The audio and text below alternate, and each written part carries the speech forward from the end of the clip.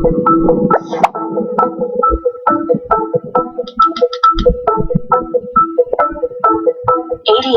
is estimated to affect 10 million adults in the U.S. While adults may occasionally experience symptoms similar to ADHD, adults with ADHD experience them on a regular basis. Maybe it's time to talk to your doctor if you are concerned about ADHD, and visit ADHDinadults.com. Hey, I'm Molly Karam, and welcome to the First Take podcast presented by DraftKings. Football is your passion. You know all the players and teams, their strengths and weaknesses. Now put that knowledge to the test and play for your shot at the $1 million top prize at DraftKings.com. It's just part of the $5 million in total prizes they're doling out in this Week 1 contest. DraftKings.com is the destination for one-week fantasy football. One-week fantasy means no season-long commitments. Play whenever you want with the players you want. Just pick your contest, draft your players, and follow your team live. Renew old rivalries by challenging friends and family in a private league to prove you're the superior GM. Or join an existing league and go head-to-head with friends, coworkers, and fantasy players from all across the country. So hurry to DraftKings.com now to choose your players, and you could seriously cash in Week 1. Use code TAKE and play for free with your first deposit. That's code TAKE to play free for your share of the $5 million in total prizes in this Week 1 contest. Only at DraftKings.com. DraftKings.com. Eligibility restrictions may apply. See website for details. Welcome to a very special edition of First Take. We are live from Chicago, a city approaching 500 murders this year. But the bloodshed here is being repeated all across the country. It is a situation that impacts you no matter where you live, and it demands our attention. So today we'll ask, what role can athletes and sports play in impacting change? But before we seek solutions, we must first understand what's going on. There is not a black person in the United States of America that I know that does not have a story involving gun violence. It's got to a point where it's an epidemic. Memorial Day weekend, 69 people shot in the streets of Chicago. What's happening in Chicago is a humanitarian crisis. It's an American tragedy. From a numbers game, our community is in danger of being an endangered species. To bring some love here today. So when people say all lives matter, people from the Black Lives Matter will say, well, wait a minute, no, that you're missing the point. Black Lives Matter too. And it's going to affect a lot of other communities in this country if folks don't raise up and start putting forth appropriate mission to alleviate this violence.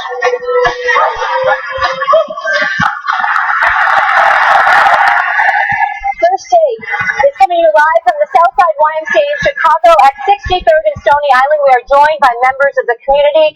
A wonderful group of Chicagoans are here with us. We appreciate you all being here. We are tired of violence and bloodshed and want to come together for change. So thank you all for being here. Stephen A. Smith, Max Kellerman, I'm Molly Karam, and this was an important show that we had to do. Yes, absolutely. Let me just get right to it. You know, I've got a lot of notes here right in front of me. This is not something where you're just speaking off the cuff or anything like that. I just want to throw out something here. We're in the streets of Chicago. We're on the south side of Chicago here. In Chicago alone, the biggest increase in the raw number of homicides. In the first half of this year alone, the city has already counted 316 killings, up from 211 at the same time last year. And at this rate, I'm reading here, the city could pass 600 homicides by the end of this year. Now think about that for a second. We talk a lot about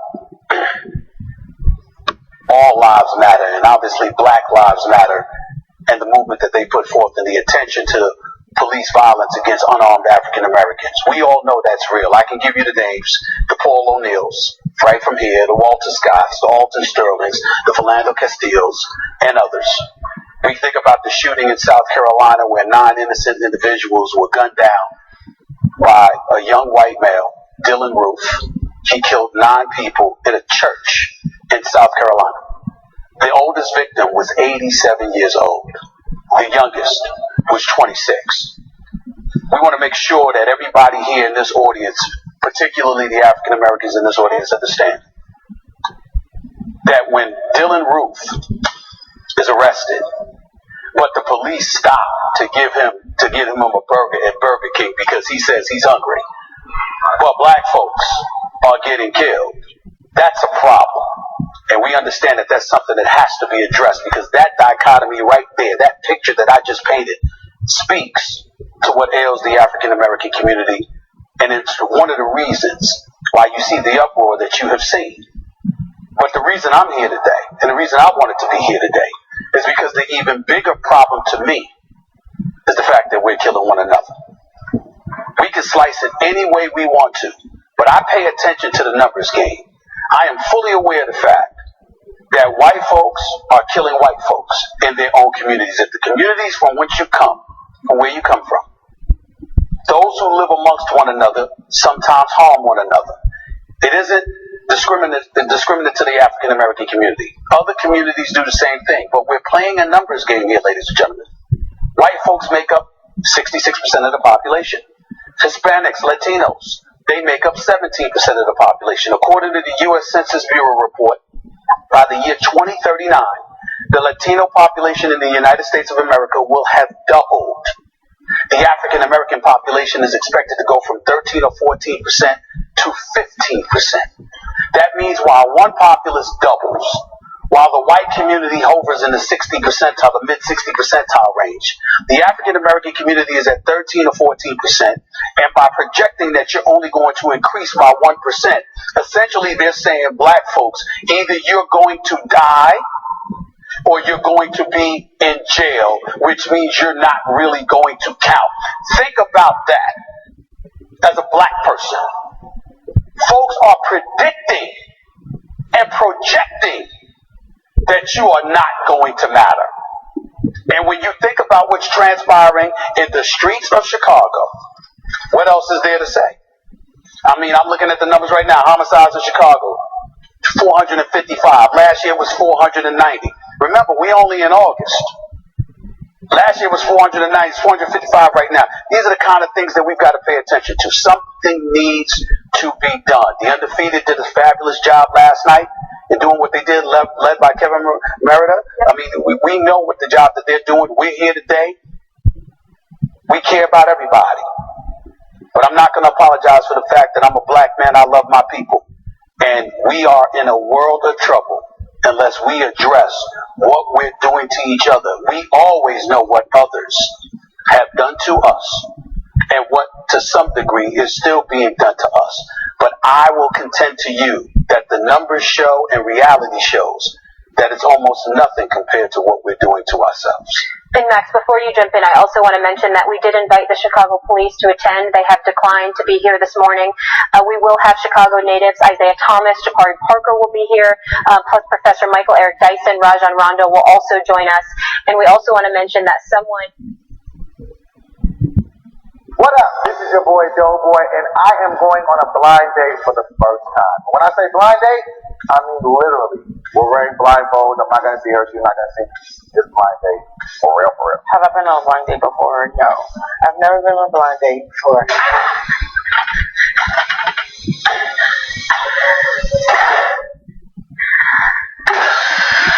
Don't breathe. Rated R. My opinion on blind dates is they're good if you're not going to take any pictures. I just want her to look good because, you know, I'm coming up in the game. I got to take her to the red carpet. She can't be out here looking like a dude named Harold. I kind of hope that my date looks like a young Pam Anderson, maybe like the Baywatch days. Oh, Doc, a lot of money would be great. Okay, hello. Hi. How are you? I'm great. My name is Trevor. What's your name? Hi, Trevor. I'm John Cia. John Cia. Oh, French, huh? What type of guys you like? Like, what type of dudes are you with? Aren't you going to ask my name first, though? Absolutely. You are sharp. Yeah, what's your name, baby girl? My name is Debbie. What's your name? I'm a man of many names. If you can call me whatever, just call me yours. Well, you sound like you went to a private school. That I did. Okay, So I like guys that are really into music. I need somebody that, can put me up on game. Yeah, that's crazy because I'm a rapper, you know what I'm saying? I probably dropped Say about, something from music. you want to hit some hot fire? Doughboy kick a flow and they really ain't ready. Do his thing going when I'm driving in the Chevy. Okay. On a blind date and I can't even see, but hopefully I'ma be hooking up with Debbie. Ooh. You stop your name in there? Hello, hi. Oh, How are you guys? Another day. Wow. No, not another date. My name is Twani, and I am going to host a wine tasting for you today. Wine makes me crazy. Oh, no. Do you sing? You rap? What you do? I sing. Shut up. I always had a dream that my wife is going to be able to sing. So you do have a really pretty voice. Can you sing something to me?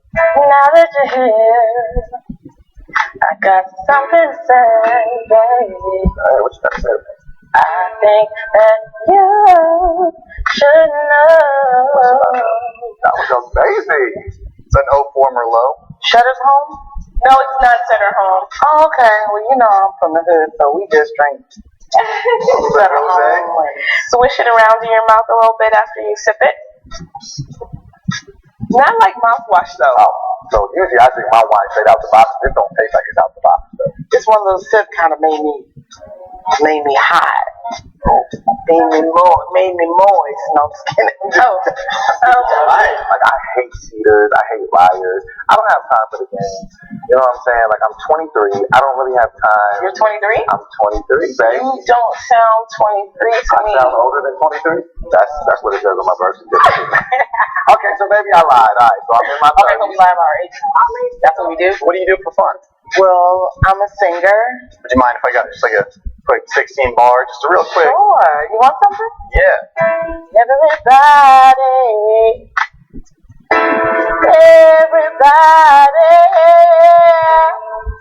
Everybody was kung fu fighting. It's like I'm playing. I'm sorry. I'm not a singer.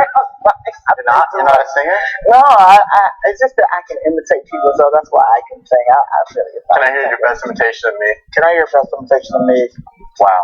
Cheers to that. I'm definitely going to make you my WCW. Whoa there. What? Whoa there. What? What's up? You going a little too fast. What's your favorite color? Ooh, my favorite color is orange. Orange. Because orange is like me. Oranges taste amazing. I'm sure I taste amazing. Yeah, I like you a lot. I think your voice is dope. I think when I see you, I'm going to want to kiss you in the mouth. Oh my God. I was born in Washington, D.C., and I was raised in a small town called Clinton, Maryland. I lived there from about 8 to, 30-ish. And then I moved 30-ish? Will you be my bae? Debbie, did she leave? Did she walk out? I don't hear her. Debbie, I'm here. will you be my bae? Here, can I feed you a bite? I can't see you, baby, but you can see me when we go on another date if you want to go on another date. Okay, all right. See each other. That's right. You sound like you'll be cool enough to take it to another level. You know, that's Like second base, maybe. Woo. I think I'm ready to take these blindfolds off. Are you ready to take them off? So 1 second. What? I need a second. Hold on.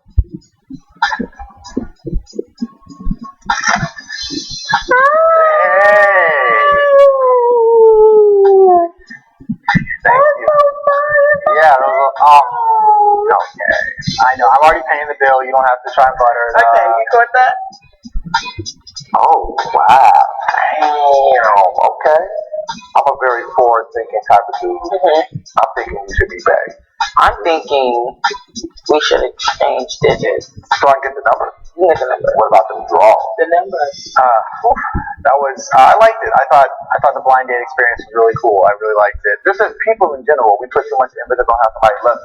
This put me in a situation where I had to get to know her for her. We're both characters, and that's what I look for in a date. Someone who can be as goofy as I am. So I like this. I don't know if I would go with a shield on the whole time, but I would definitely go on a blind date again. Yeah, it was fun. It was cool. Would I go on a blind date again? No, because I think I found Faye. I think that is Faye. Yo, thank you for tuning in to another episode of For the First Time. Make sure you like the video, share the video, subscribe to the channel. Hop in the comments, let us know what you want us to do next for the first time, and we're going to do it. This your boy Doughboy, a.k.a. Shampoo Shuttlesworth. I'm out. Dyson Rajon Rondo will also join us. And we also want to mention that someone in America will be shot every 10 minutes while we're doing this program. And on average, 10 children are murdered per day in this country, and 2 of them are under the age of 12. 37 police officers have been killed in shootings in the line of duty this year. So clearly the tension between police and a community has also generated an easy feeling across our nation. And Max wants you to jump in here now. We were talking about another topic on the show a couple weeks ago, and Stephen A., you brought up Chicago. And my comment at the time was, I'm glad you brought up Chicago, because what's happening in Chicago is a humanitarian crisis. I consider it an American tragedy. And I remember thinking a couple years ago, something's going to have to be done. A couple years ago, because it can't get any worse. But as you just heard, it got worse. And it's twice as bad this year so far as it was last year, and still not enough is being done. So you wonder why. The idea of Black Lives Matter, and as we mentioned, parenthetically too, because the reflex is for someone to say, well, all lives matter. Yeah, we get that, but that's the point of Black Lives Matter. Black people matter too. But that's not been the history of this country, let's be honest. Black life has been cheap throughout the history of this country. Black life is considered less than. This is the legacy of slavery, of ongoing institutional racism since then. And that's a huge part of what's going on, obviously, in Chicago, the resultant poverty and ghettoization of black people in Chicago. But it's a very complicated issue involving the number of guns on the streets, involving drugs, involving gangs, involving all kinds of interrelated problems. And it's not as though we're here today and like, oh, we're going to solve the problem at the end of 2 hours. But when we heard about the opportunity to come to Chicago and draw some attention to what's going on and discuss what's going on, we felt that that was important. A couple of things I want to say before we go to break. Number one, I'm incredibly disappointed that the Chicago police elected not to show up. You are in the streets. I think there is brutality on the part of some police officers.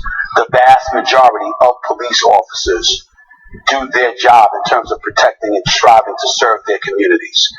If you are one of those people, which should be the many, why you're not here to explain and highlight some of the trials and tribulations that you go through is incredibly disappointing that they passed up on that opportunity.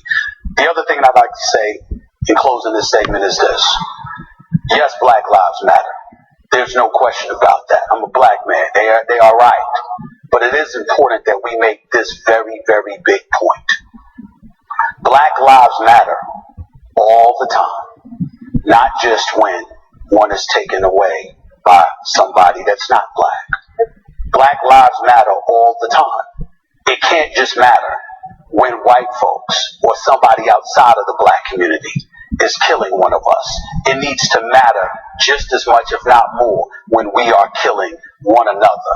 We don't hear that enough. That is our big problem. Loving one another, loving ourselves enough to preserve ourselves. Because when you do that, then it will highlight the iniquities exercised by others outside of our community. But when you don't do that and you don't care about yourself, you almost give folks a license not to care about you either. As wrong as they may be, that is the license that you give when you don't take care of your own. And during the show, we're going to hear from a lot of different voices, including the community as well. And we want to bring in now, before we go to break, 18-year-old Efferson Williams, who is starting college on Monday. Congratulations. Thank you so much for being here. I want you to know how much we appreciate you and courage in telling your story. Can you tell us what it's like being an African-American man growing up now in Chicago, Efferson? Well, growing up in Chicago, it's not very easy because 24/7 you have to watch your back, worry about what's going on because there's a lot of violence going on so far. And growing up for me, like I was around 14, I was in my first cross shooting, so I just learned to stay with a good group of people, and I stuck with hooping, playing basketball. That's what keep me on the right path. So that's how it is.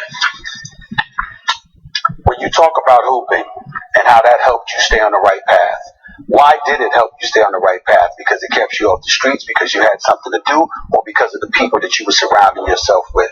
Well, all of those included, like the people and basketball practice, cause it was so late. Like after school, we go straight to basketball practice. Right after basketball practice, it's time to go home. So there's really no time to get into any trouble or anything like that. Do you feel is your own view of yourself as though you're a survivor, like you survived the circumstance, got to your age, and now can do something, or do you feel as though you're still in a circumstance that requires you to watch it? No, I feel like when I walk on the streets of Chicago, I do feel safe because I know a lot of people. So, but for others, I don't know how it is for them. But me, I'm trying to find my way out. It's not difficult or anything because I am going to college, so I'm not a part of the statistic. So, what do you want to study in college? Engineer, science engineer. This is just getting started. Thank you so much. Thank you so much for your honesty and telling your story there. When we come back, Chicago native and Hall of Famer Isaiah Thomas will join us, and he'll share what he's been doing to help promote social change here in Chicago and internationally as well. This is First Take live from Chicago. Welcome back to First Take State of the Nation from the Southside YMCA in Chicago. Joining us now, we are so pleased to have Chicago native and Hall of Famer Isaiah Thomas with us. Thank you so much for joining us today. We shared earlier the staggering statistics regarding violence here in your community, and I know how socially conscious you are.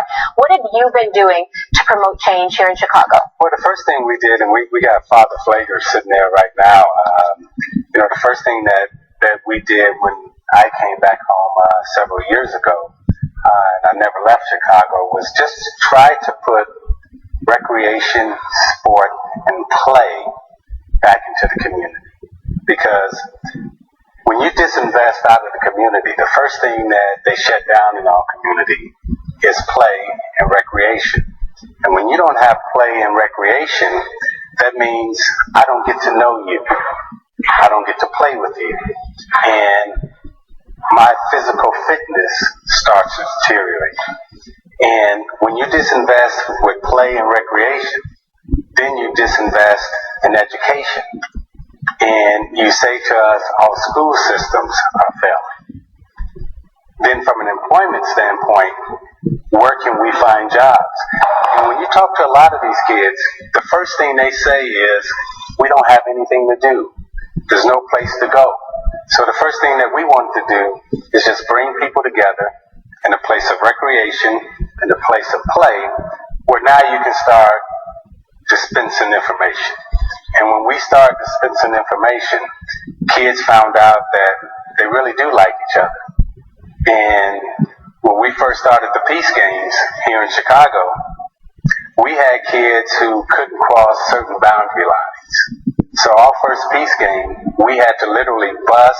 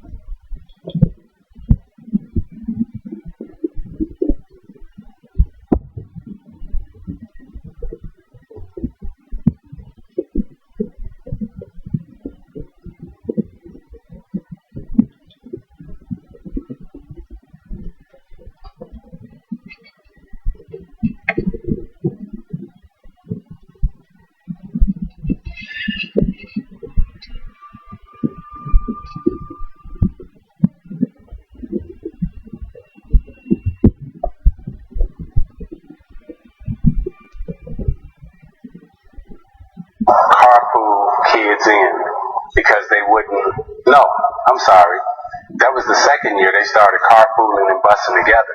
The first year, they didn't want to cross those boundary lines, so we had to figure out ways to get them there. And I'll never forget, we were downstairs in the church hall, and one of the kids said after the game, he said, "You know what? You were shooting at me last week." He said, "But you know what? You all right."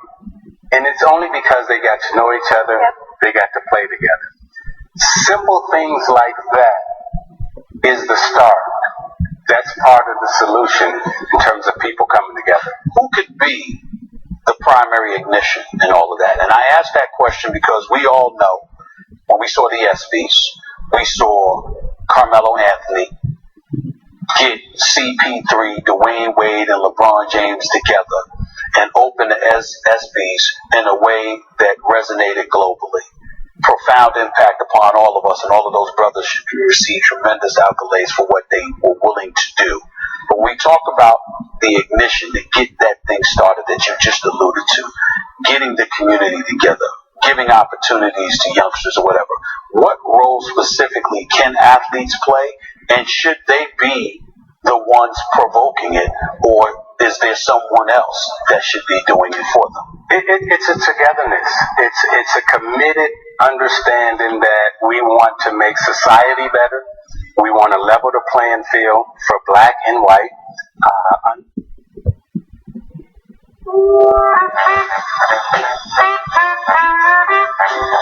Whistle while you wake.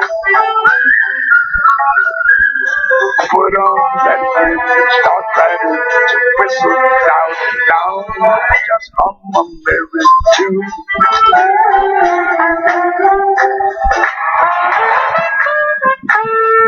Whistle while you wait.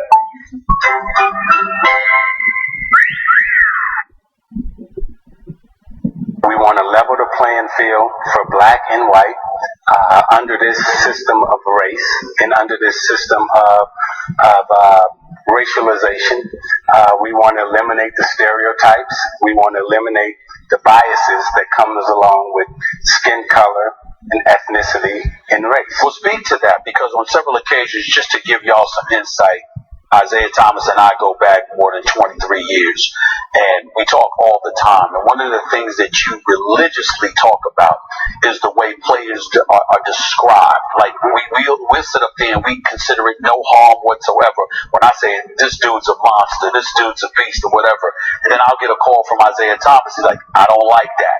You've spoke about that for years. Tell our audience, tell the national audience out there, what's your issue with that? Well, the dehumanization of the athlete, particularly the African American athlete, and you know, when we were fighting to be human, because in the Constitution it was written that we was 3/5. So we wanted to be human. We wanted to have all the rights and liberties of every human being. We wasn't fighting to be black.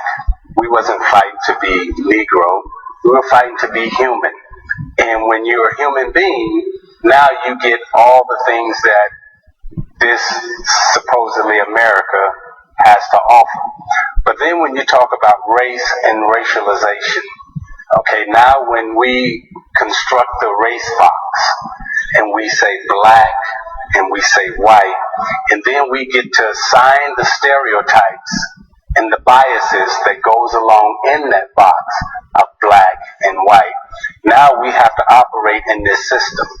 Sports is supposed to be the place where these racial biases and stereotypes don't come into play.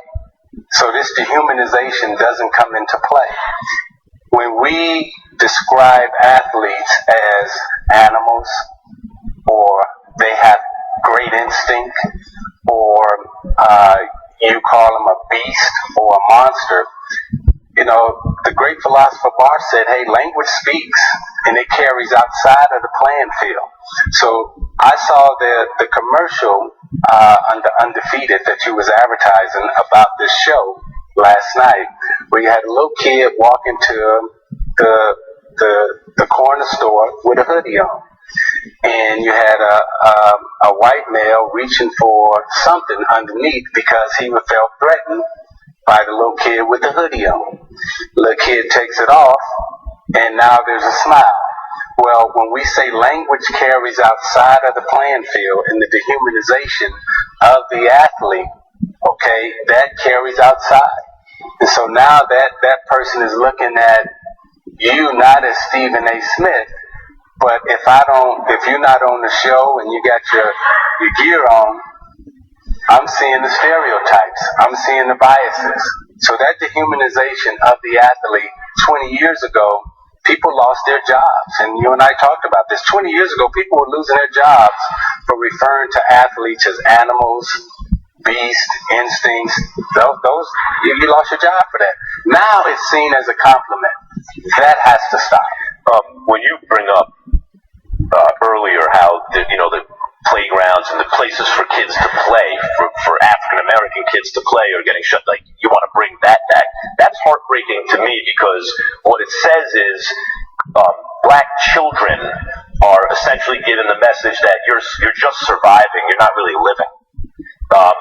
And recently, Richard Sherman was asked about, and I love Richard Sherman, Stanford educated, always has interesting things to say, and a great player, was asked about white athletes' responsibility in all of this, and he said, anyway, I feel, he didn't come out strong, yes, they need to get involved, said it would be nice, but I guess it's not their fight. I feel differently, because,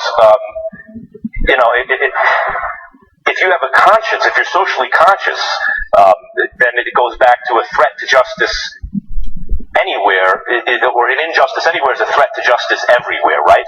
How do you come down on that subject of kind of not just the African American community or athletes getting involved in these kind of social issues, but the white athletes, which, after all, these are their peers, their partners, in the work environment, etc. I look at white silence in these issues as violence. White silence is the equivalent to violence in these issues. When you're not standing up and you're not speaking out for your brother, right? You and I are brothers, regardless of skin color. And this is where this whole race thing, this constructed race thing, really separates us in this country. And that's what we need to get underneath, because any type of mistreatment of you or oppression of you, I have to stand up and speak against that. If you came to my neighborhood, right, and we got, a majority of African Americans in this audience, right? You come into my neighborhood, or you come into our neighborhood, right, and they just not gonna take off and start, beating you up because of your skin color. That's not happening. Now they may rob you for your money, right? They may take your money. That's right. Right?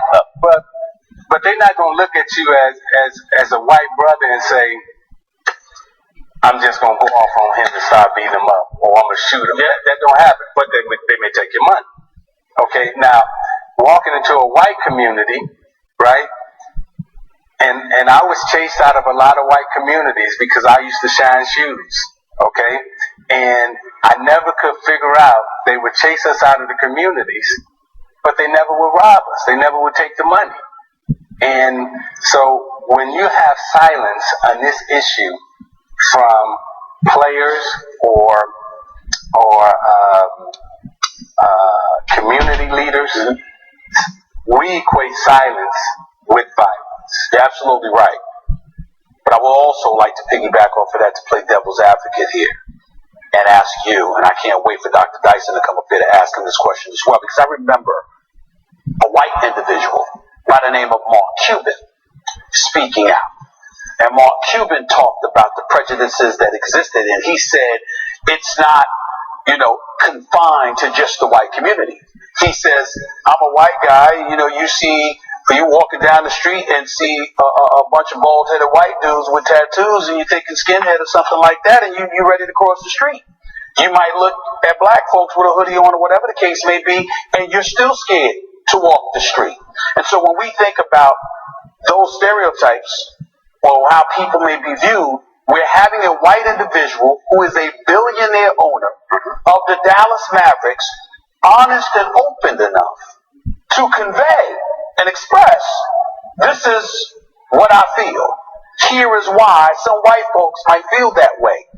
And instead of people absorbing it and embracing it and having the discussion about it, he was excoriated. So when we speak about these issues, my question to you is that Legendary, although we're primarily known as a film and television company, we really see ourselves as being world builders that are in the experience business. What's unique about HoloLens is you can literally reach into the movie and bring these characters and these elements right out of the non-interactive medium into the interactive world that you live in every day. At Legendary, fandom is in our DNA, and so we're always looking for ways to extend our world to our fans in new and interesting ways. And we're excited about HoloLens because it's one of the first ways we've seen where our characters can become real and be in the room with you, and that's the final frontier.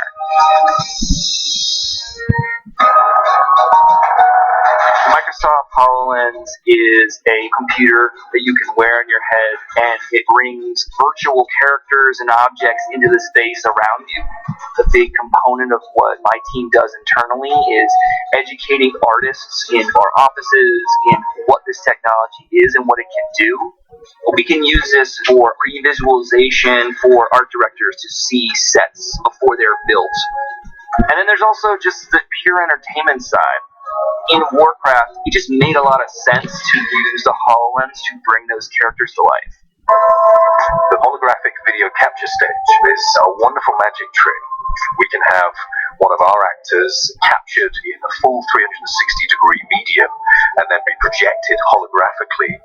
Legendary has an extreme wealth of wonderful films and incredible IPs like Warcraft and Pacific Rim, and with HoloLens, fans can put holograms with their favorite characters into their real environments and create videos that you can then share online.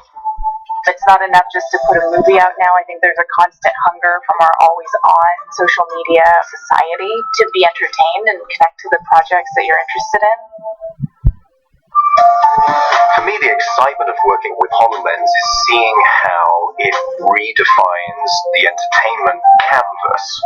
We are always looking to find where those invisible boundaries between the entertainment and the audience are being broken down. At the premiere of Warcraft, Rob Kaczynski got to stand next to the HoloLens version of Orgrim in a mixed reality environment, and it was sort of a bizarrely meta, magical moment to see him interacting with animations based on his acting. Being able to look at entertainment through the HoloLens is genuinely being able to look at entertainment in a new way.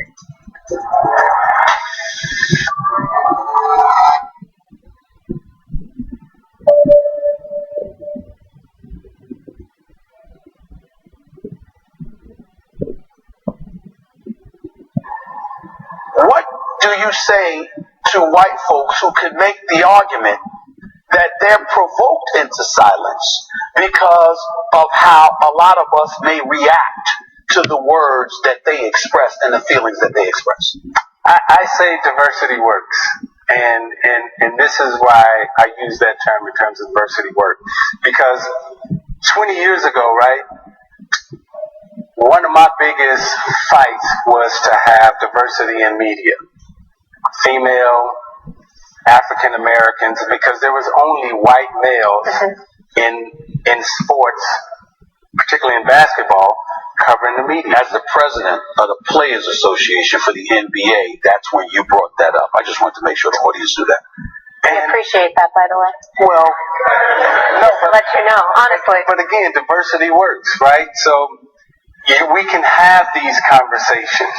So what I say to Amar Cuban is that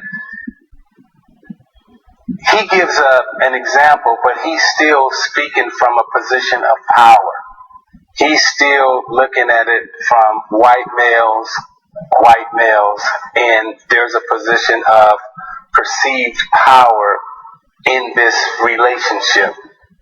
When you are the minority in this country and you're dealing with that racialized box of the biases and stereotypes that he may not have to deal with, that's when we can have this conversation and really debate it and educate him, and he can educate us. But this is why diversity works, because now we get everyone's opinions. And when you have everyone's opinions, then you can come to a finite conclusion. You got to get to that point where you can get everybody's opinion, because I keep remembering what Chris Rock, the comedian extraordinaire, always says to me, Max, Molly, Isaiah. Chris Rock said he was asked once to moderate a panel of African Americans discussing the plight and the issues of race and racism. He emphatically refused. I asked him why. He said, "You want to have a real discussion about race?" He said, "Put me in the neighborhood and give me a panel of white folks." He said, we know what racism is. We know what we feel. We know what we endure. We know what we go through. He said, rather than us bemoaning our situation like we always do, let them explain why some of them are the way that they are. That's a real discussion on race. To that you say what? And I say he's absolutely right. But the only thing we all are really fighting for in this room and having this discussion about is, can we level the playing field? Can the rules be the rules for everyone? And everyone just wants an equal chance and an equal opportunity. That's all we're trying to get to. No one's asking for a handout. No one wants any type of advantage. And that's why sports is so beautiful, because it's me against you. We got referees. We got people watching. So you can't cheat. The best man wins. And this is what we're asking for in society. We just want a level playing field where it's my education against your education, my skill against your skill. Your access to education versus someone else's access to education is that's a lopsided. Ain't nothing fair about that. It's not, and what makes it really tricky for the African Americans sitting out here in this audience, when we were brought up, the opportunity and what was said to us in our household was education is a pathway out of poverty, right? Hit them books. When my parents migrated from Mississippi, they had one goal in mind. Hey, hit them books. There were days we didn't eat. There was no food in the house, but you had to get your homework done. You had to read. You had to hit them books, because this is your way out. When I came up, there was no NBA on television, right? Wasn't nobody saying, Isaiah Thomas is going to be this NBA player, you're going to get that check. That is a false narrative that has been promoted out here, okay? The only thing that we was talked about in our household was education. That's the pathway out. And the other thing that you said that really resonated with me beyond the education is, again, when people ask, what can we do, black, white, brown, yellow, whatever color you are, in terms of investing in the communities, going back to that recreation and play and having those programs to build that camaraderie, that really resonated. And I think that's profound, where people can begin to make a difference like you are, which we applaud. Your commitment, all the work you're doing, everything you said was so powerful, and we appreciate you, and we all need to follow your lead. Thank you. Isaiah, thank you. But play is important. Mm-hmm. Of course. They give you a ball before you get a book. And in the Egyptians and the Romans, only the elite got a chance to participate in sport. Sport wasn't allowed for everyone. So when they come to all communities and the first thing they take out is sport and play, they are really crippling a lot of our kids in terms of their emotional and psychological growth. And we also know in idle times, devil's playground. So, Isaiah, thank you again. We so appreciate you. After the break, more here from Chicago. Stay with us. Professor and political analyst Michael Eric Dyson. This is a First Take special from Southside YMCA in Chicago. We'll be right back. Hey, it's Matthew Berry from the Fantasy Focus Football Podcast. Today on the show, Defania Bell, the great Field Yates, and Merely I preview the NFC South. It's double trouble. You just go to the ESPN app, click on the Listen tab, and check out Fantasy Focus Football. We are back on this First Take special as we take a look at the state of the nation. We are joined by hundreds of the Chicago community at the Southside YMCA in an effort to spark social change in our country. And the discussion continues with our next guest. We are so thrilled to have political analyst, professor of sociology at Georgetown, Michael Eric Dyson. Michael, thank you so much for being here with us. Thank you for having me. Definitely a tough time in our country right now, No doubt. as we have been discussing. What are your thoughts on the social unrest going on around the nation? Well, it's indicative of the extraordinary tensions that persist in a nation that has unresolved conflicts and ideas about race in America. The original sin of America is with us. The inability to overcome those barriers and obstacles that have been put into the place of people who seek to live a life free of those impediments. But it also suggests that everything is not equal. You know, we have discussions and conversations about the police on the one hand, whom we certainly appreciate and respect for the jobs that they do, and the citizens on the other hand. But it's not an equal thing. When a police person shows up with a badge and a gun, he or she has the authority of the state behind him, the imprimatur of the state behind her to execute their will. And often the execution of their will as a judge and jury on the streets leads to chaos for Latino, African American, and other minority people. On the other hand, you have extraordinary tensions in communities generated from the kind of violence and crime that we see going on. Now, people, I think, have a misnomer. They call it black-on-black crime. It ain't black-on-black crime. People kill where they live. If you have an integrated community, you would have integrated killing. The reality is that 93% of people of color who die, black people in particular who die at the hands of black people. 84% of white people who die at the hands of white people. We don't have a narrative for white-on-white crime. So the point is, it's neighbor-to-neighbor carnage.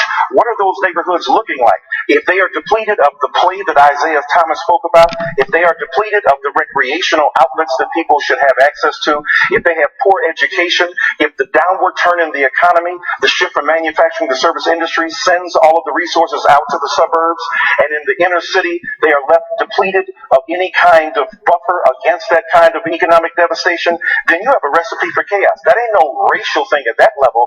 That's about the inequalities that prevail. Now, you know how far you and I go back, and you know that I lean on you to educate me on a lot of different issues, and I certainly don't mind being educated right here on live television. But let me throw out, based on what you just explained, Right. I need you to explain something to me. You say it's neighbor-to-neighbor carnage. We don't want to go by black-on-black crime. Fair enough. But when you hear that 316 killings have taken place, when you hear that African Americans account for 24% of those fatally shot and killed by police, despite being just 13% of the U.S. population, then you go to other things where we're doing things to ourselves, even though they exist in other communities, white-on-white crime, Latino crime, etc., etc. We get all of that. I keep bringing up the reality that we're playing a numbers game. That's why I wanted to do the show from here. Because when you think about what you've heard about Chicago and how you've got black folks really taking their own out, when you think about the numbers game and white folks making up about 66% of the population, the Latino community making up about 17% of the population, projected to double in populace by the year 2039, but the black population is hovering around 13 to 14%, and it's only projected to go up 15%. To me, we are in danger. So I look at it from a numbers perspective, and I say even though your classification is absolutely accurate and indisputable, nevertheless, we got to bring it home and figure out how to address this problem and resolve it. What would you suggest? Well, I go absolutely right. There's no question that, as witnessed by the people who are here, there is a serious concern with the devastation that goes on in our communities. You go to any church, one of the blackest men in Chicago is here, Father Flager, sitting up here in this situation right now. And the reality is that I have preached at his church many times, and I look forward to coming back soon. And what's interesting is that he is on the front lines of trying to litigate in his congregation a brief and an argument against the devastation that we so easily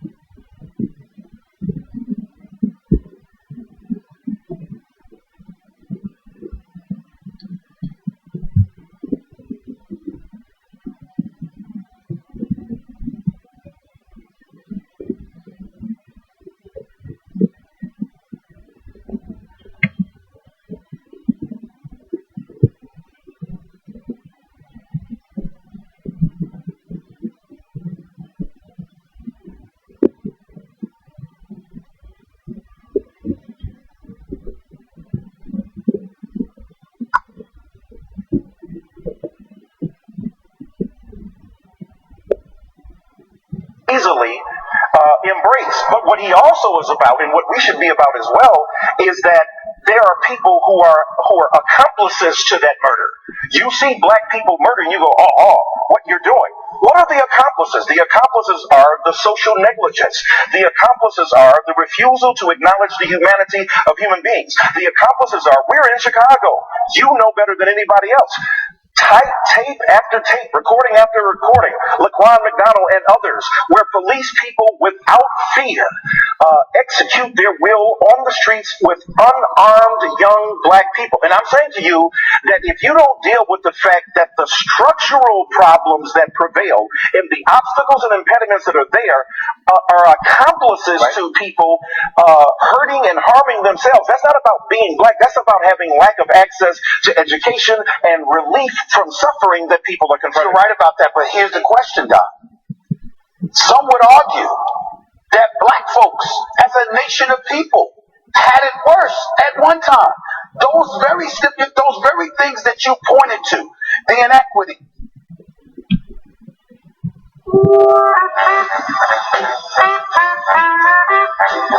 Whistle while you wake. Put on that vintage start riding to whistle down.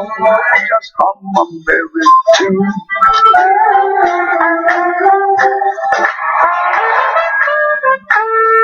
Whistle while you wake.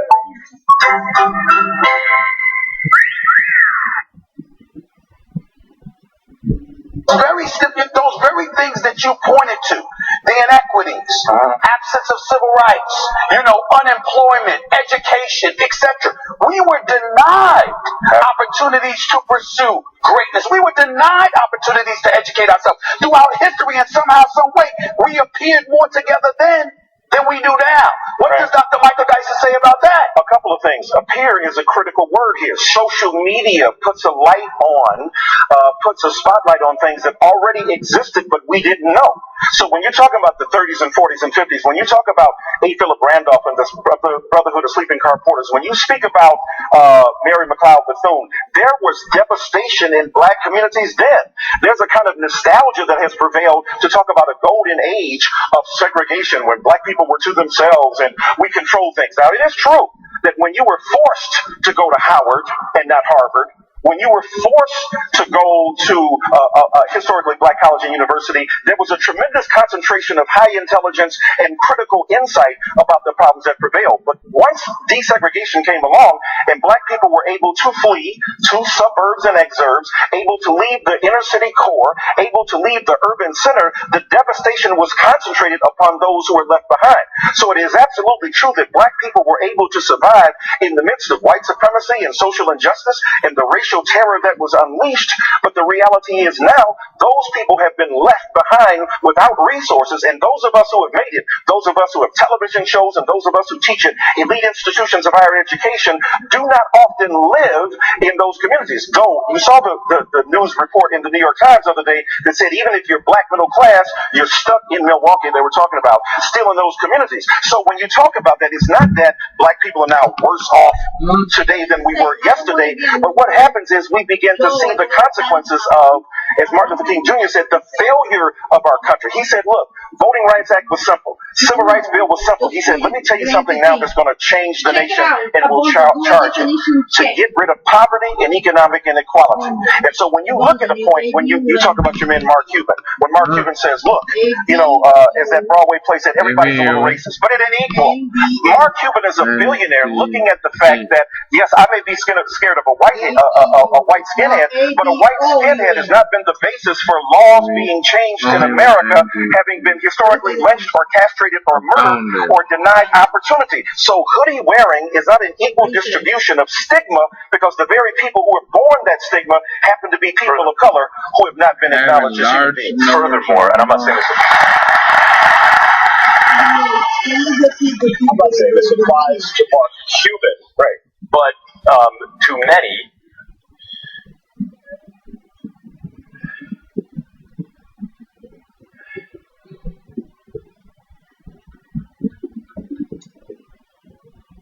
It exists in large numbers or amounts.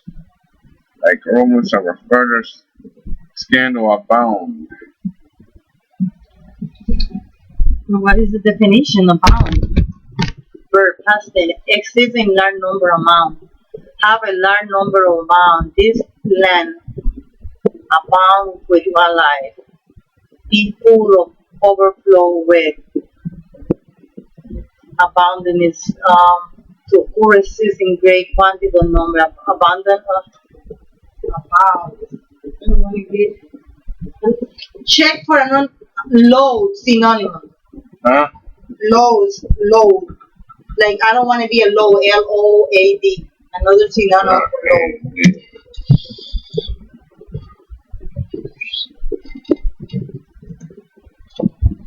What's the name? Heavy, bulky, weight, synonym. Winter soil. Yeah. Cargo, freight. You see, hold on. To put a large amount of something in a vehicle, ship, container. No.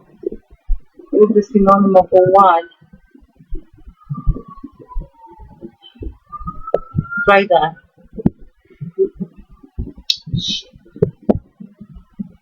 Abundant, I think was synonym of capacity. Encourage for sale amount, bundle. Cargo, freight. Keep on. Antonio es joven que no blessing. No, es abandoned.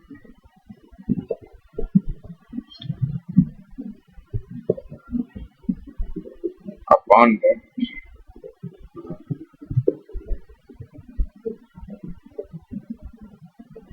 No, it's called. Yeah, just went there.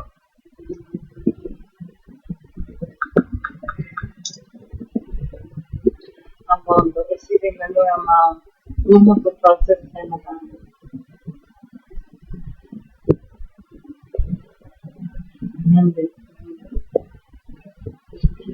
Too much to handle. Wait. Too much to handle.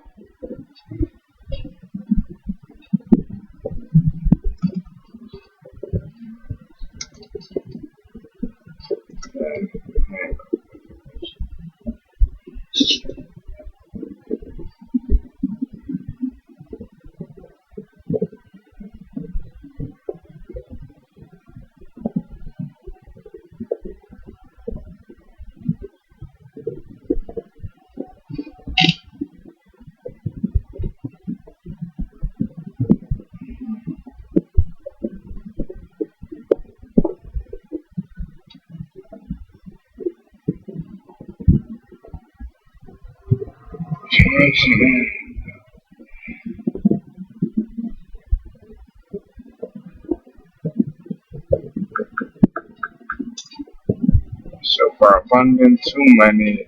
Abandoned. Redundant.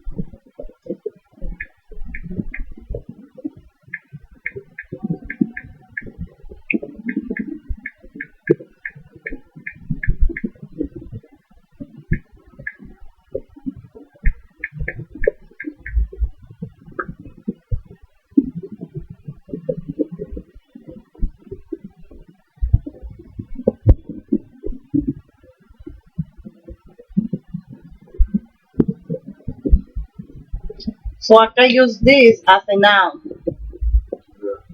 I don't want to be another abandoned children. Yeah.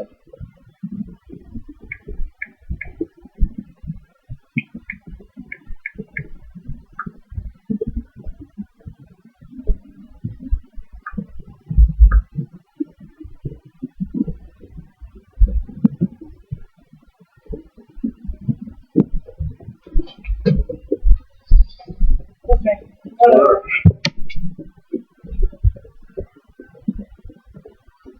And Tommy Smith, Kareem Abdul-Jabbar, Jim Brown, Billie Jean King, Arthur Ashe, and countless others. They set a model for what athletes should stand for. So we choose to follow in their footsteps. Not seeing the value of black and brown bodies has to stop. But also the retaliation has to stop.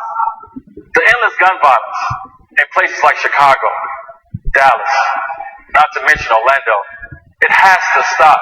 Enough. It's time to look in the mirror and ask ourselves, what are we doing to create change? Welcome back to the Southside YMCA here in Chicago as First Take State of the Nation special continues. Molly Karen back here with Stephen A. Smith, Max Kellerman, and Rajan Rondo, one of the newest members of the Bulls. Thank you so much for being here with us. And we know since you've joined this community, you have been full speed ahead, investing your time and energy into this community, so we want to commend you on that. And you just heard that powerful SB speech.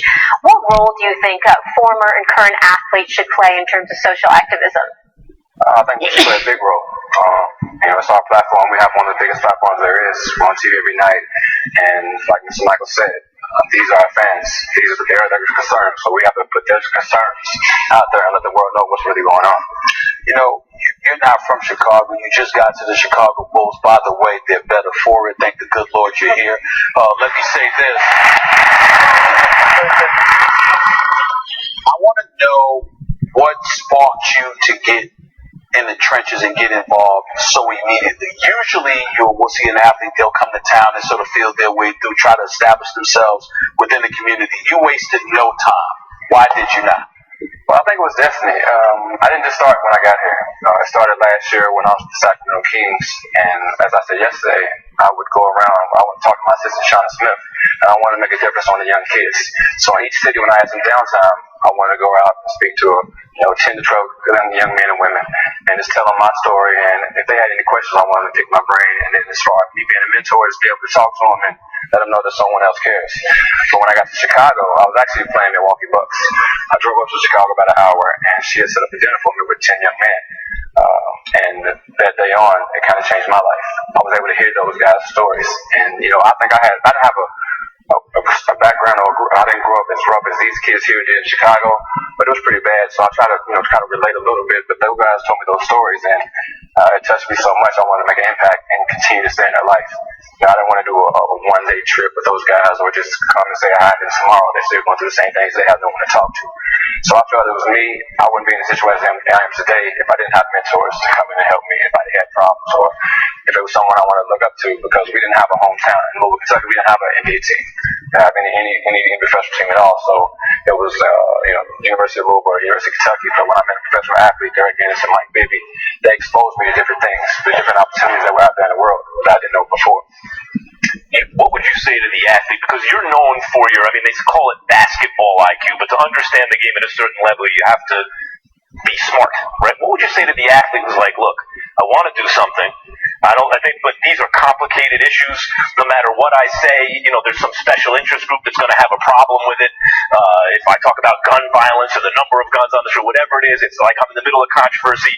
I don't understand it the way you do, and what does that guy do? Well, first he educates himself. He puts himself around people that are smart, that do know what they're talking about and what's going on, and just can try to continue to follow if they don't know how to lead.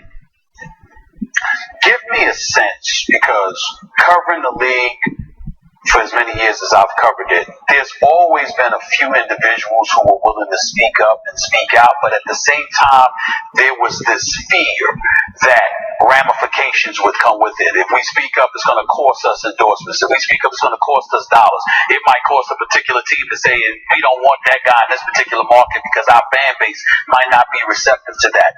I want you to tell me about today's NBA culture, whether or not you think that reality has changed, and how much have guys like Carmelo Anthony and LeBron and CP3 and D Wade and yourself have helped push forth a new kind of movement when it comes to athletes being willing to speak out? I think it's a big change. I think Michael hit it as well. Going back when Muhammad Ali was who he was, and when he did speak out, he was punished for it. But basically, when he stood up for what he believed in. So I don't know if guys are thinking of that nature as far as they might get a lot of backlash if they do speak out. It's something that's really wrong that we need to speak up on. So, but for me personally, I never really cared about what people were saying about me. Whatever I believe in, I try to go for it, and I want to do the right thing always as possible, but I try to do my research, I do my background, so if I am speaking on something, I know what I'm talking about. So what Carmelo did, what LeBron, Chris, and other guys did was big. They set the platform, they set the standard high, and a couple of days ago I was watching Good Morning America, and what LeBron's doing in Cleveland is tremendous. If guys don't know what to do, they can just follow the blueprint, but certain guys are doing things in that nature. That's a good answer.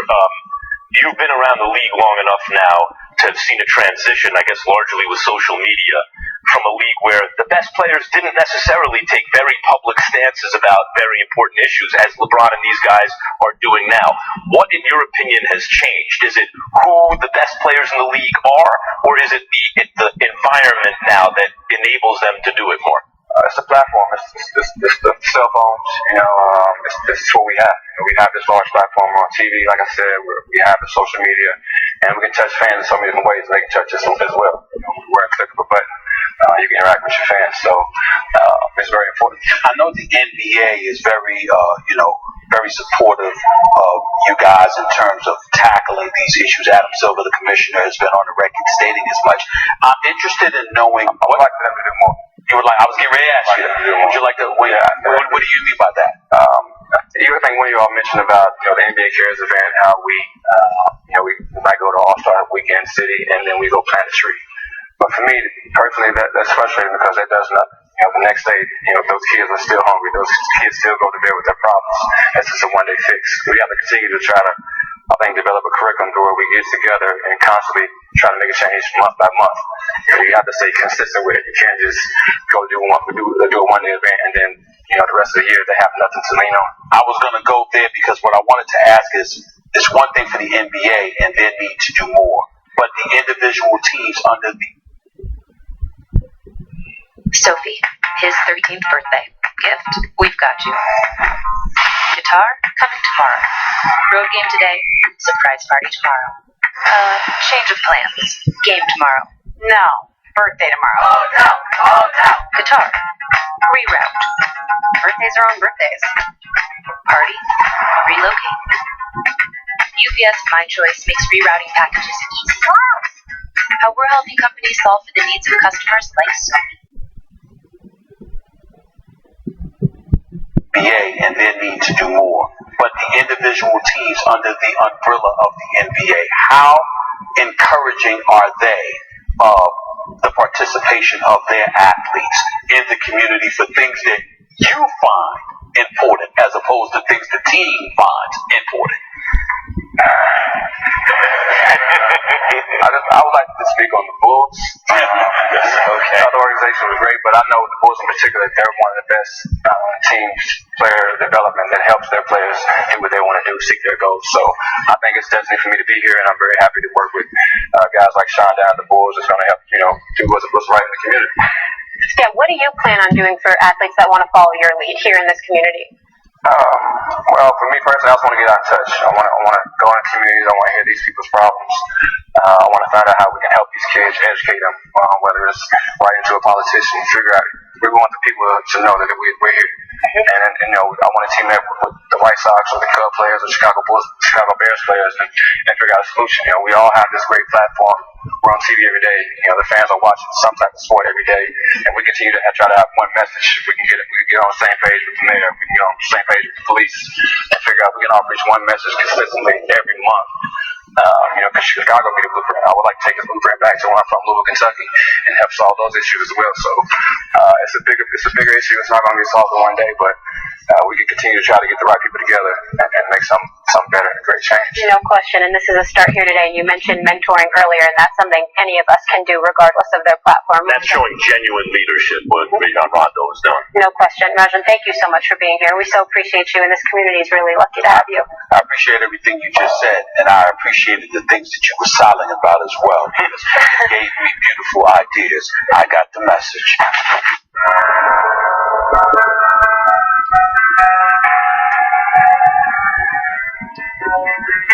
What the hell is happening? If you tilt your ear to the sky, you can hear it. The sound of a gun, louder than my voice, but the noise won't silence me. If I'm killed tomorrow, you will hear my arrest record, but not how I loved Pokemon and read Kool-Aid, how my mother is proud of me though I graduated late.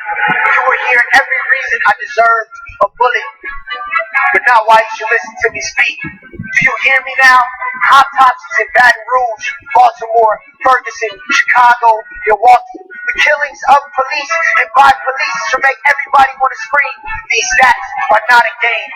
Names being cremated into hashtags. How many more bodies have to pile up? Badge or not, selling cigarettes or not, before we admit the system is broken. Do you hear me now?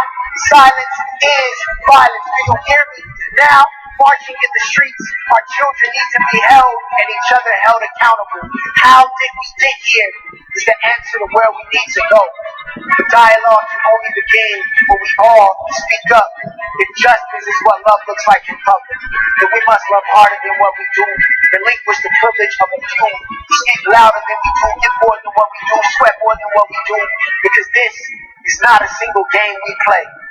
Equality is a team sport. The only way to win is together.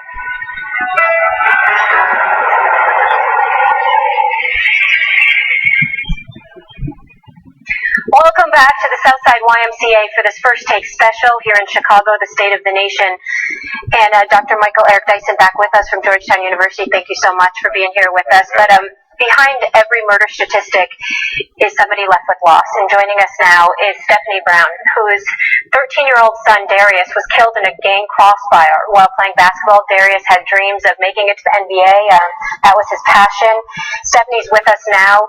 Thank you so much. We heard you speak last night. You did a tremendous job in just having the courage to share your story here with us. But tell us how you've been dealing with the loss of your son and the violence overall in the city.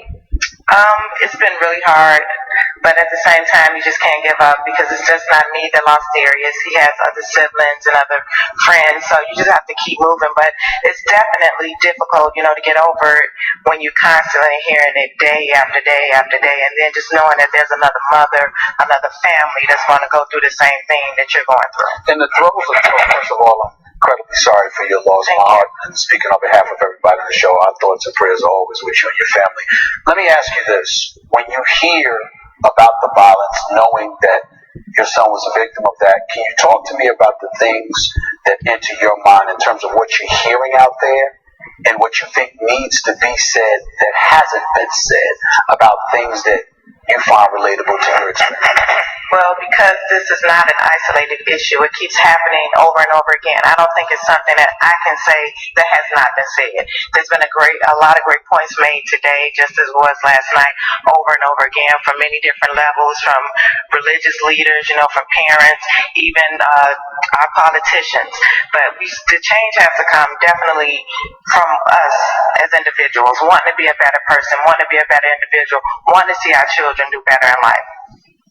As someone who lost a family member also, you're part of this terrible club.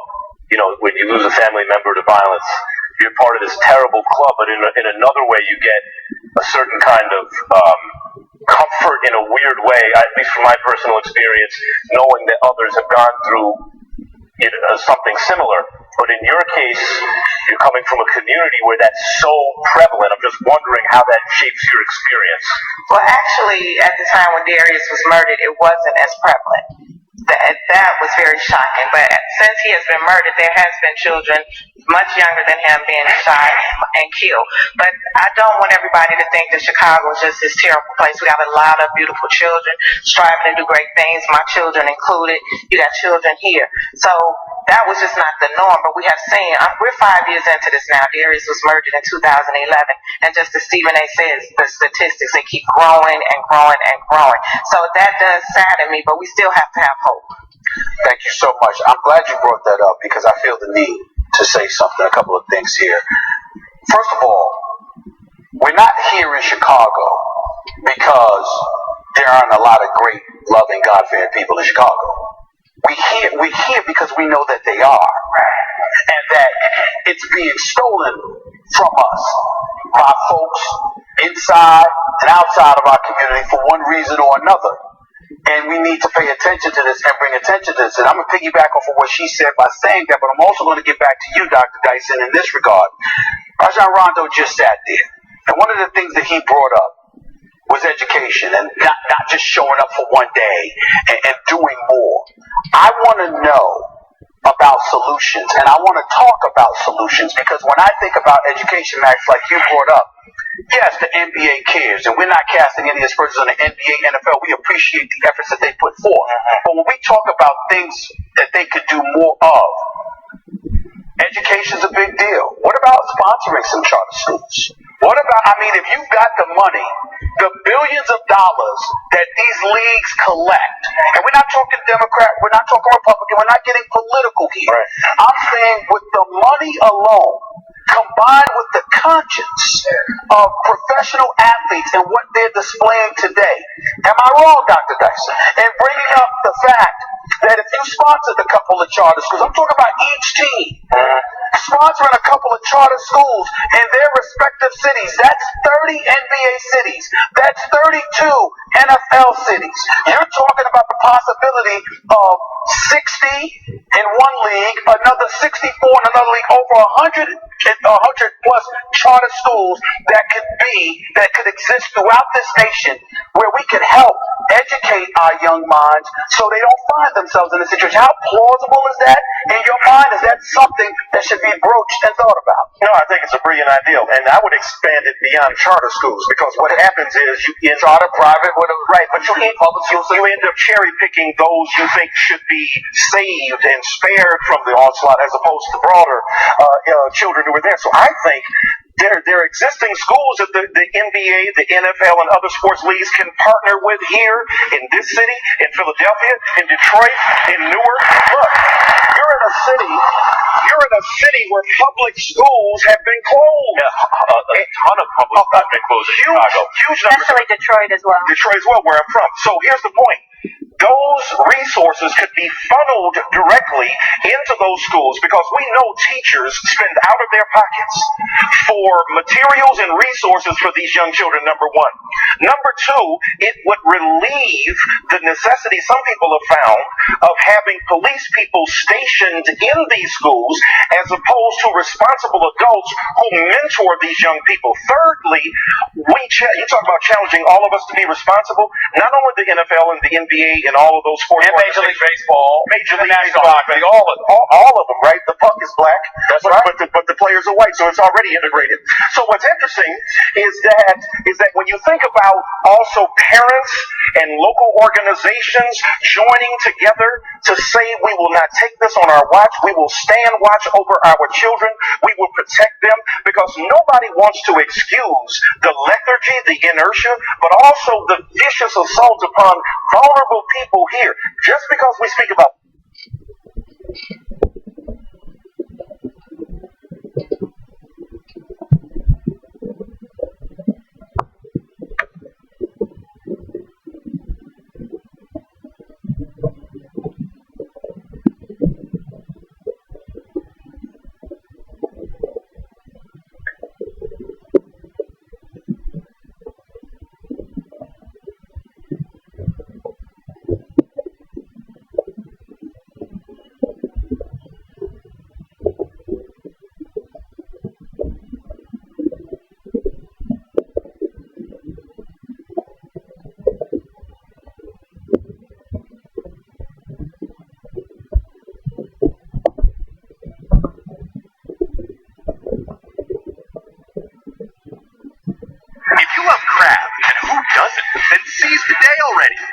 Fest is back at Red Lobster with so many kinds of crabs and the most crab dishes of the year. So dive in.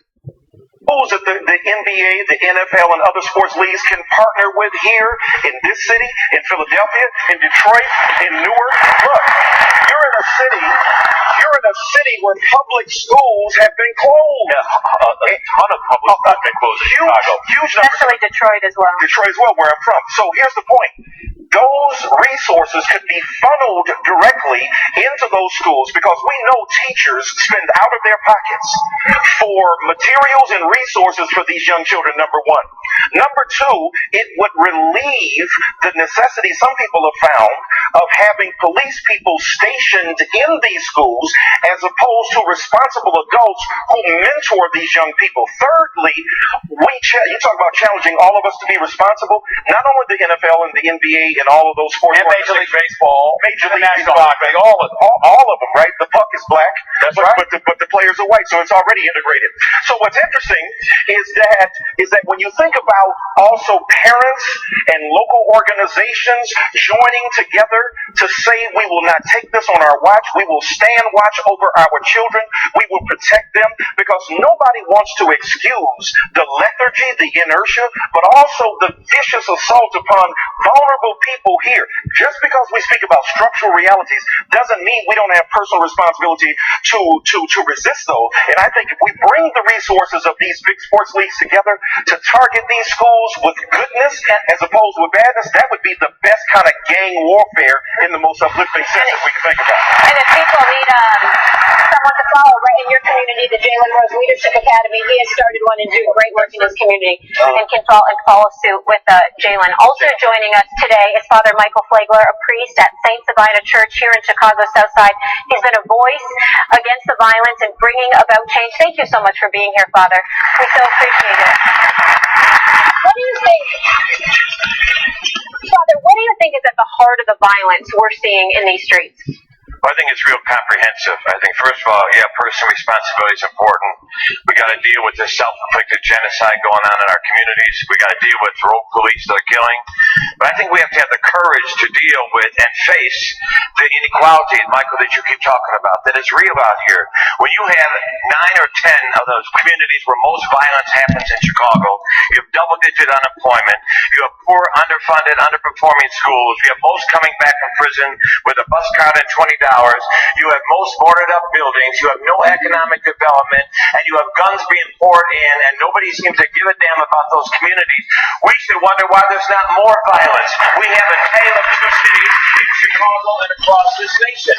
We've got to equal the playing field and you can't tell people, value your community, value yourself.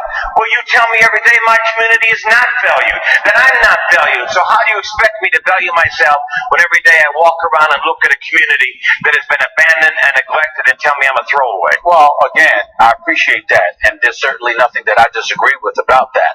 But I do think that it's important what I brought up before. You know, the black community historically has dealt with dire circumstances, and we've climbed up from the abyss and propelled ourselves to new heights. Yet somehow, some way in this day and age, it seems more problematic to do so than ever before. The reasons, again, I would leave to both of you to articulate, but I do think it's important to recognize that ancestors who came before us that would argue that the trials and tribulations were tougher for them than it is for us found a way to climb from the abyss. So if we're not doing so, and on top of it all, we're harming ourselves, then to me that is a reality that we can't escape and we can't deal with. And when we talk about the education, when we talk about charter schools and things of that nature, what I'm saying to you is this: the money is there, the opportunities are there for us to have these sports leagues and athletes and others, including ourselves, the media especially as well. We all can make a contribution. But look at no doubt about that. But look at this. Let's look at an earlier epic in era in American society, late 1800s. Early 1900s, when you had Poles, Jews, Italians coming into the shtetl, into the ghettos of our major northern urban cities. And they had and in Chicago as well, they had some of the same problems that African American and Latino face today. Were they demonized? No. Were they stigmatized? No.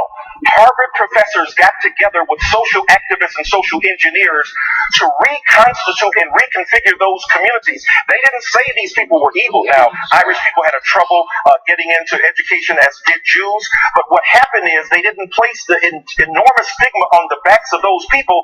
They used their social resources to change the society, and therefore the people could become better. Dorothy Day, the great Catholic social worker, said, I want to work toward a world where it's possible for people to behave decently. Decent behavior is not the product of mere individual will. It is also the accomplices that are good. The society that helps, the educational system that helps, the police system that helps. And as a result of that, you don't begin to A, demonize these people, B, throw them away. And what we're not dealing with is what Father Flager said. The message that so many of these communities get is that you are disposable, you are not worthy, you do not count. We see it on television, we hear it on radio, we hear it on the right-wing media. By God, we got a man running for president who has amplified the worst bigotry imaginable in the American scene for the last 50 years. Yeah, but wait, hold on. Okay, I'm saying that those same black people, you know what those black people did? They changed the laws. Martin Luther King Jr. and Ralph Abernathy and Ella Baker changed laws that prevented people from flourishing. But I want to speak to that because I think you're absolutely right. There's nothing that you said that could even remotely be disputed. My problem is this. Again, I listen to Joe Madison some mornings. My man Joe Madison, your man Joe Madison, no doubt. Karen Hunter. But I also listen to right-wingers. I watch Hardball. I watch The Situation Room. Yes. I watch Fox. I listen to everything to try and educate myself to the best of my ability while reading, by the way. But having said all of that, let's be clear about something. When we talk about the abyss that people are climbing up from, all the things that you highlighted, we as a people historically have said the odds are stacked against us. Succeed anyway. The obstacles are there. Succeed anyway. When I give speeches, and I'm on the lecture circuit a lot, when I give speeches, and stay with me because I'm going to pause here, I always sit up there and say, racism doesn't exist. Pause. Obviously, I'm lying. Of course it exists.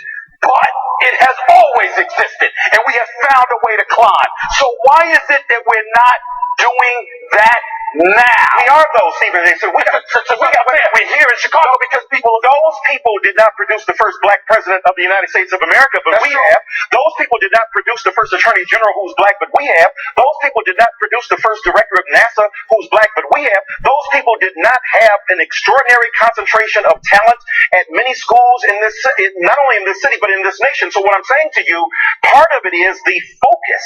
Part of it is to say that African American people have done an extraordinary job of not only climbing out of the abyss, but renaming it.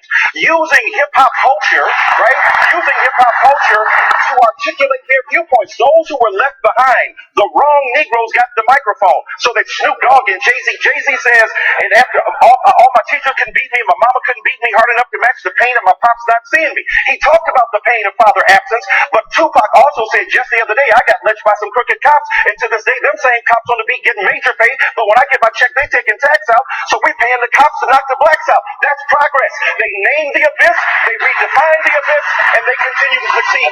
Most black people are doing well in this country. The ones who are not, we have to speak to in a very serious fashion. Professor, in terms of your issue that you're raising, Stephen, if we're talking about the murder rate in particular, on the one hand, I very much appreciate the idea of internalized depression, right? Which we talk about, including some language that's been co-opted that always comes up when the idea of internalized depression comes up. But maybe also if black life is cheap, that can be internalized too in the community. But in terms of systemic problems and the murder rate, the fact is, since the 1960s, because so many guns have been produced.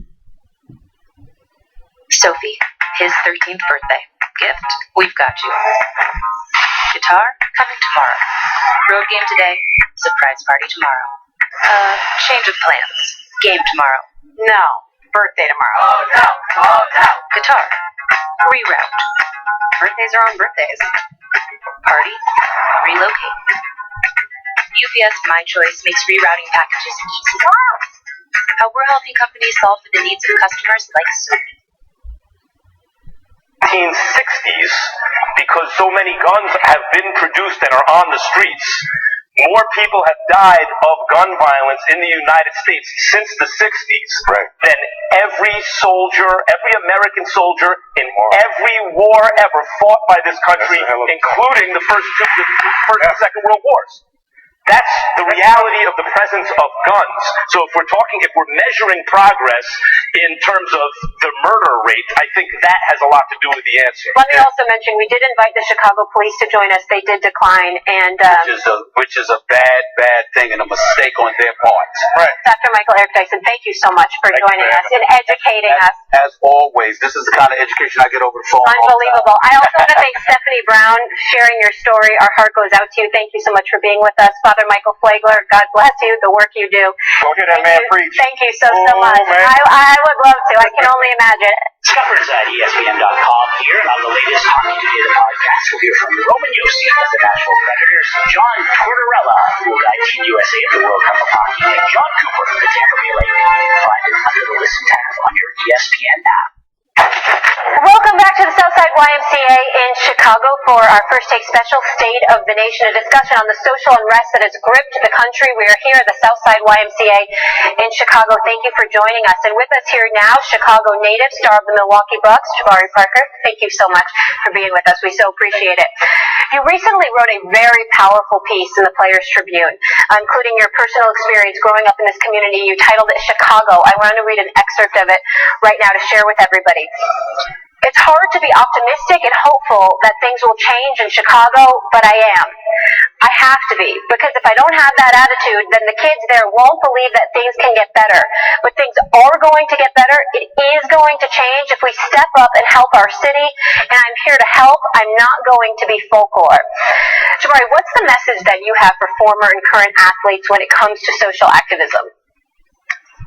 Speaking of my own experience, I've been able to be involved with my role models. One specifically, Juwan Howard, used to host camps for us Chicago public school kids in the summertime to go to, and it was free. And he was an all-star during the time, very known. And me being in his presence made it a reality that, hey, I can leave, I can come back, I can be on top of the world, but I can still care about my community, my environment. So I'm here today and trying to walk in his own footsteps, and hopefully other players and my colleagues that have been in Chicago can do the same. From my understanding, you've been speaking about how it's worse now than it was a few years ago. Can you talk about that a little bit, what you're seeing in Chicago now compared to what it was years ago when Juwan Howard's coming back in the community? Not that he always is, he's always doing something. Yeah, definitely. It's a lot worse now with the violence. A lot more guns have been funneled through our communities. And back then, as a kid, I'd be able to go to the park and get a nice hoop in without any trouble, without any crossfire. But nowadays, these kids don't have the protection. They don't have the freedom to go be active and go around the community and experience different parts of the city. But they're just in one specific place in their household. And that's not how it should be when you're a kid growing up. Or you're, 21 now, right? I mean, this is not coming from someone who's 35 years old, who's been out of the community for decades and decades. You were just there, and now you return as a millionaire athlete. I guess the question is, what's that like for you? I mean, it's...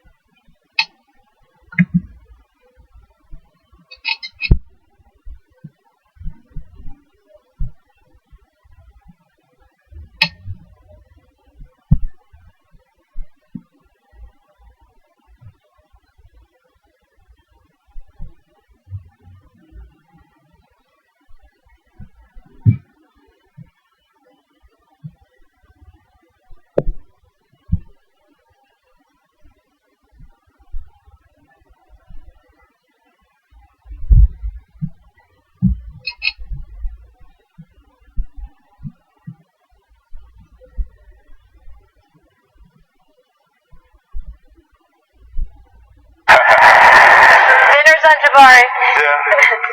But I'll be able to